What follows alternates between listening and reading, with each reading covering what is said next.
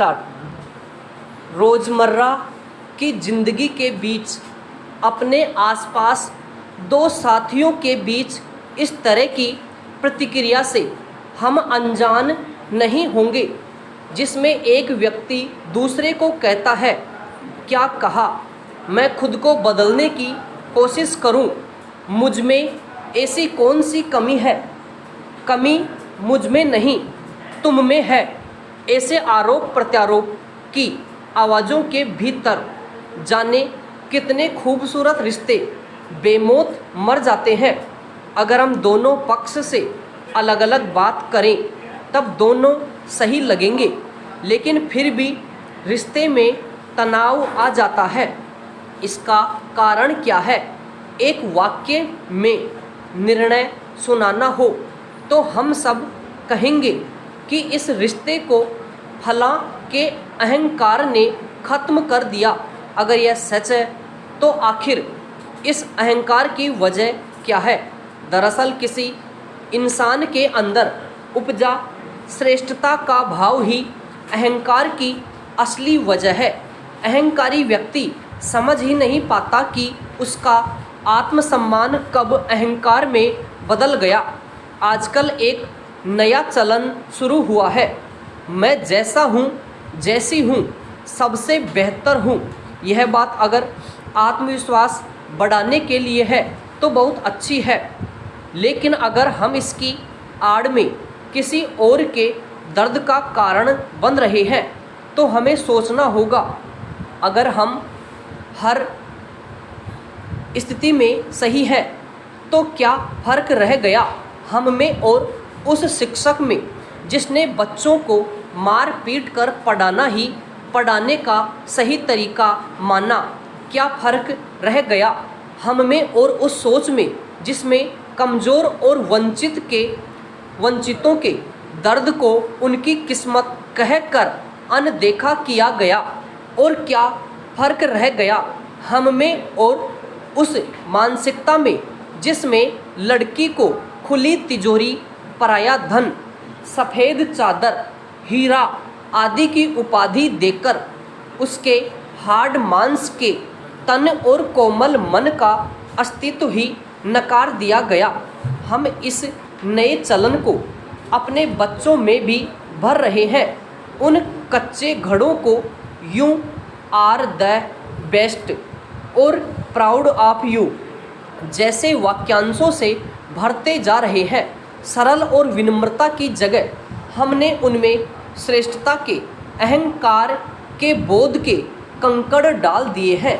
क्या हम कभी सोचते हैं कि ऐसे बच्चे आगे चलकर अपने परिवार और समाज को क्या देंगे? जब उन्हें हर स्थिति में खुद को सही समझने की आदत पड़ जाएगी तब समझौता जैसा शब्द उसके अहम को कभी मंजूर नहीं होगा। जब भी हमें खुद पर या खुद से जुड़ी किसी भी चीज़ पर घमंड या गर्व की अनुभूति होने लगती है, हम बदलाव की खिड़कियों को बंद कर देते हैं। श्रेष्ठता का बोध हमें खुद से अलग इंसान को कमतर समझने को विवश करता है। अगर हमको लगता है कि हमारी बेफिक्री दूसरों के चिंतित रहने से बहुत अच्छी है तो जाने अनजाने हम अपने आसपास के लोगों की चिंताओं को समझना बंद कर देते हैं। हमारा बेफिक्र या मनमौजी स्वभाव का होना बहुत अच्छा है, लेकिन अपने इस स्वभाव के कारण खुद को श्रेष्ठ समझना और खुद से जुड़े लोगों की परेशानियों को न समझ पाना गलत है। मुझे अपने बचपन की घटना याद आती है। मेरी कक्षा में 3 लड़कियां पढ़ाई को लेकर दोपहर के खाने तक साझा करने वाली पक्की सहेलियां थीं। एक बार हमारी कक्षा में वर्ण व्यवस्था के कर्म आधारित रूप को समझाया जा रहा था।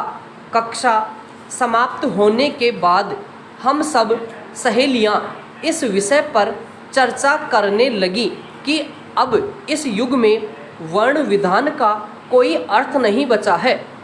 अगर आज भी कर्म के अनुसार वर्ण व्यवस्था होती तो हम सबका वर्ण अलग होता। चर्चा हंसी मजाक के बीच हुई, लेकिन एक सहेली को एक बात चुभ गई और उसने अपनी राय जाहिर की कि स्वाद के लिए जानवरों का मांस खाने वाले उच्च वर्ण के नहीं हो जाएंगे, चाहे कर्म कितने भी अच्छे हों। शाकाहारी होना सुंदर बात है, लेकिन हमारे अंदर उसके कारण उपजी श्रेष्ठता का भाव उस सुंदरता को खंडित कर देता है। यही बात धर्म पर लागू होती है। हमारा धर्म सब धर्मों से श्रेष्ठ है, यह मानना मानवता के विरुद्ध है। मानव का विकास परिवर्तन की अवधारणा पर टिका हुआ है, इसलिए खुद पर गर्व करने से बेहतर है खुद को प्यार करना सीखा जाए और हम जिनसे प्यार करते हैं उनके स्वरूप को सुंदर बनाएं। यह हमारी जिम्मेदारी है। खुद को प्यार करना हमें खुशी की अनुभूति कराता है और अपने आप पर गर्व करना हमारे अहंकार को तृप्त करता है। श्रेष्ठता के अहंकार पैमाना कुछ भी हो गलत है। एक नज़र में लगता है कि खुद को सर्वोपरि रखने वाला इंसान बहुत सकारात्मक होता है, लेकिन जब हम करीब से देखेंगे तब पता चलेगा कि उसने अपने ऊपर एक आवरण चढ़ाया हुआ है। वास्तव में वह अंदर से बेहद कमज़ोर और हीन भावना से ग्रस्त है। सामान्य सा दिखने वाला जीवन भी कई परतों से घिरा होता है। जीवन यात्रा लंबी हो या छोटी, पर विकासोन्मुख होनी चाहिए। उसके लिए सीखने की प्रक्रिया जरूरी है।